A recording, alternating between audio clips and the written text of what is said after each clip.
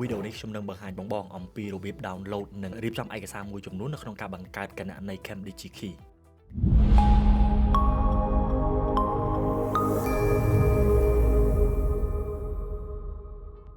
ស្វាគមន៍សាជាថ្មីមកកាន់គិតបែប Digital របស់គណៈកម្មការសេដ្ឋកិច្ចនិងទូរកិច្ច Digital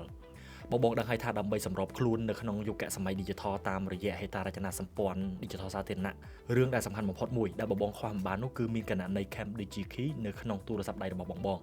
ដូចនេះជាដំបូងដើម្បីធ្វើការបង្កើតគណនីបងត្រូវស្វែងយល់អំពីឯកសារដែលត្រូវភ្ជាប់ឬក៏ត្រូវត្រៀមជាមុនសិនឯកសារដែលត្រូវត្រៀមនៅក្នុងការបង្កើតគណនី Camp DigiKey បងត្រូវមានទី1គឺអត្តសញ្ញាណប័ណ្ណនិងទី2លេខទូរស័ព្ទនិងទី3របស់ដែលចាំបាច់ខ្វះមិនបាននោះគឺទូរស័ព្ទដៃឬក៏ smartphone ដើម្បីធ្វើការ download app Camp DigiKey ដើម្បី download app Camp DigiKey បានបងអាចចូលទៅកាន់ Play Store ឬក៏ App Store ហើយវាយពាក្យថា Camp DigiKey ហើយបងអាច install ទៅតាមប្រភេទនៃទូរស័ព្ទដៃរបស់បងក្រោយពីបង download app Camp DigiKey រួចហើយដើម្បីបង្កើតគណនី Camp DigiKey ដូចគ្នាបងអាចទស្សនាវីដេអូពេញតាមរយៈ link នៅក្នុង description វីដេអូនេះឬក៏ scan QR code នេះ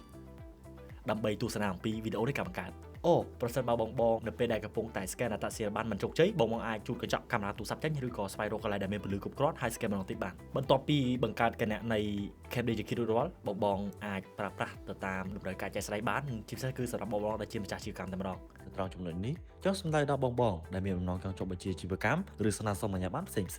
កុំភ្លេចចុច like follow និង subscribe បណ្ដាញសង្គមទាំងអស់របស់គណៈកម្មការសេដ្ឋកិច្ចនិងទូរកិច្ច Digital ដើម្បីទទួលបានព័ត៌មាននិងចំណេះដឹងថ្មីៗក្នុងវិស័យ Digital នៅកម្ពុជា